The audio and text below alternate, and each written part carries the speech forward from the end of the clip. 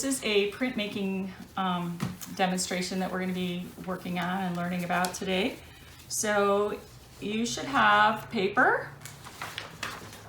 printout of some weeds, some seaweed, some foam board. It feels kind of like a paper plate or a styrofoam plate. A pink tool, a dull pencil, and a ballpoint pen, and some tape to begin for the beginning part. Oh, where did my tape go? Okay. So first step is we are going to cut out. I took a highlighter and I went around, I traced this shape with a highlighter so that I knew approximately what to cut out. So I'm going to cut out the weed that I picked. Doesn't have to be perfect. Okay, so I'll cut this out. And then I'm going to take my, as long as it kind of fits over that, okay, it fits. So now I'm going to take this foam board and I'm going to tape it down to my clipboard. All right. And I'm careful to only just tape the edges, so I don't want to cover too much of the foam, but I want it to be pretty stable. Okay. Then what I'm going to do is I'm going to take my weed picture and tape that down on top of it.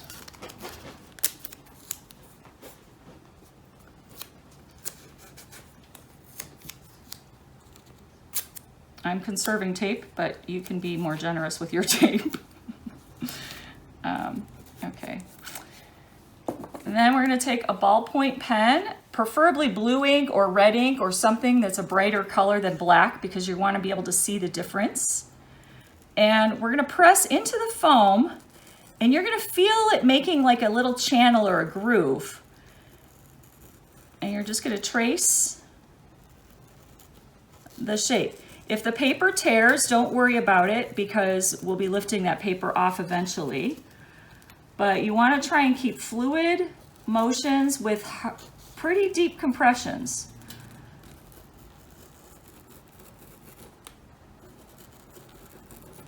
All right. So it doesn't have to be exact or perfect. You just do the best you can. And you do want to make sure that every outline is, that you can see some blue ink around every outline.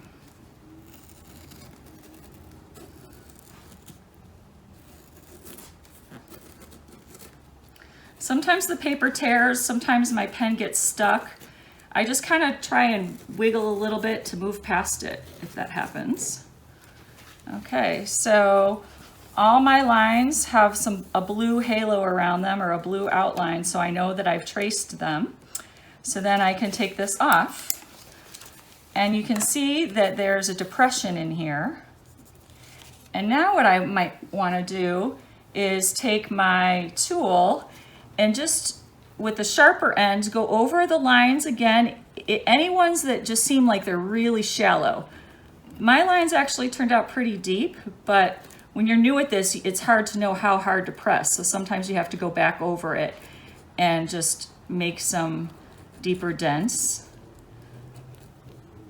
And if you see right here, I tore a little bit of this, so that's a little too deep. So you kind of have to find that just right balance. And actually, if you use the bigger round end, not the pointy end, the bigger round end, it'll be smoother for you.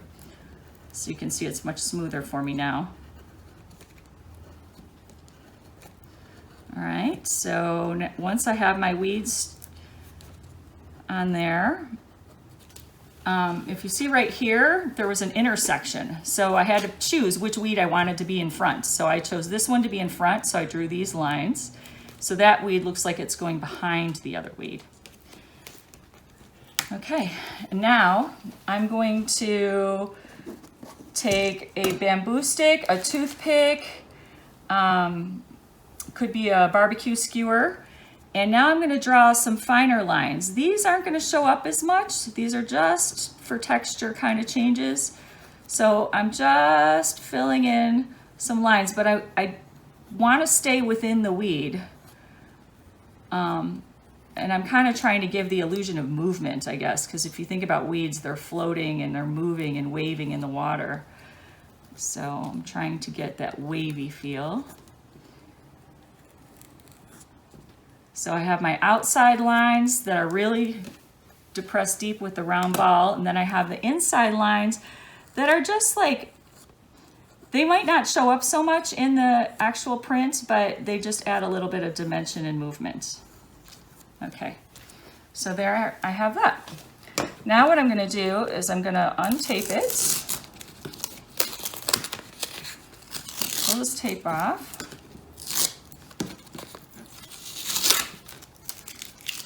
and I'm going to put it on top of a piece of paper. This is important because printmaking can get really messy fast. So I'm going to put it on top of my paper here, and I already have where I'm going to put my print. It's almost like I'm making this a stamp. So I'm going to paint on top of this, and then I'm going to turn it over and put it right in this area here. And then I'm going to roll it to stamp the paint onto this paper. So this part is where I ink or load the paint on, or our printmakers use brayers, which are like little rolling pins when they do this, but we're just using acrylic paints for today.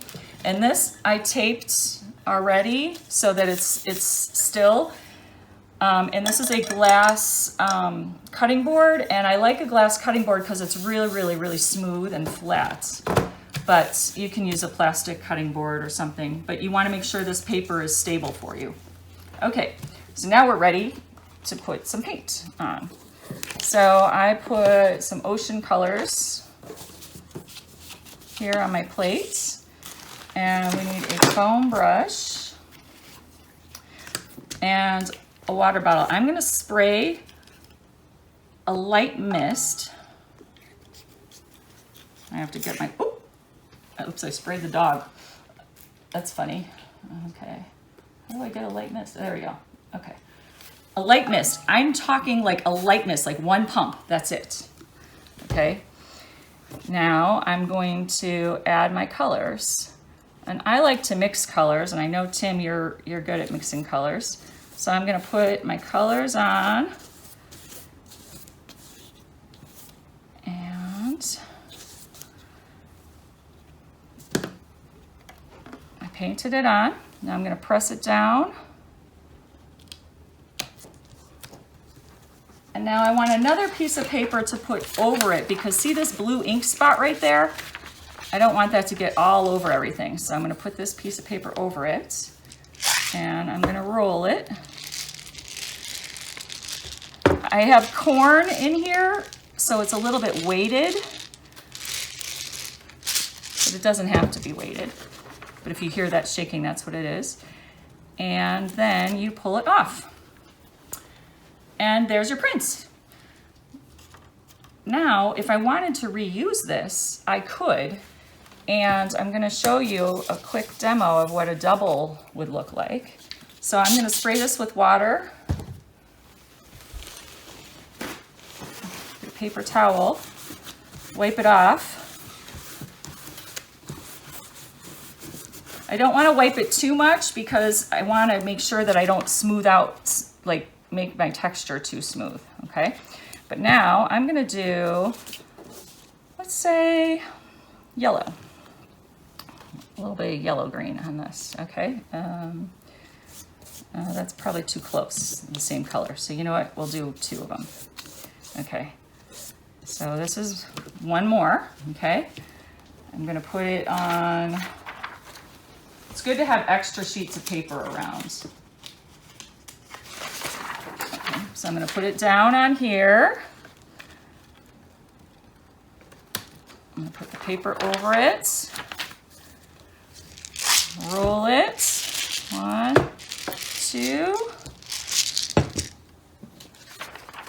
And peel it off. Voila. Okay, now what I was going to try and do is show you how to add a second color. So I'm going to wipe this off.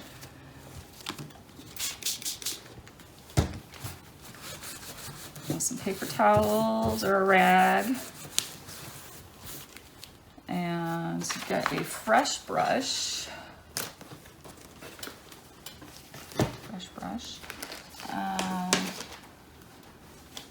I'm gonna do, let's add a little blue to this. Okay, so I'm gonna add a little bit of a darker blue.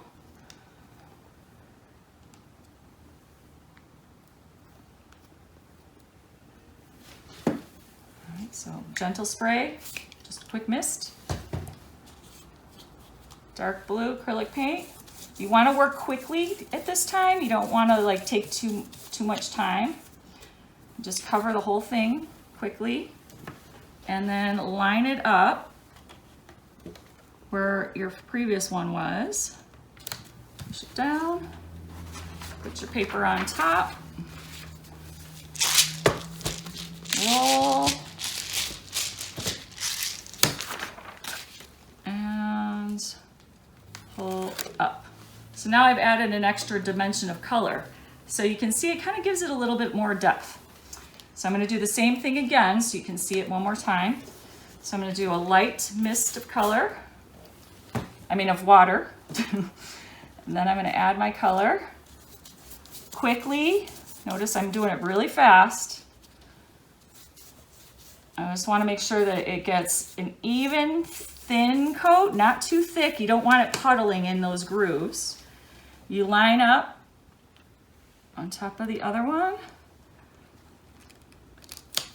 Push down, put the paper over it. Get your rolling pin and roll.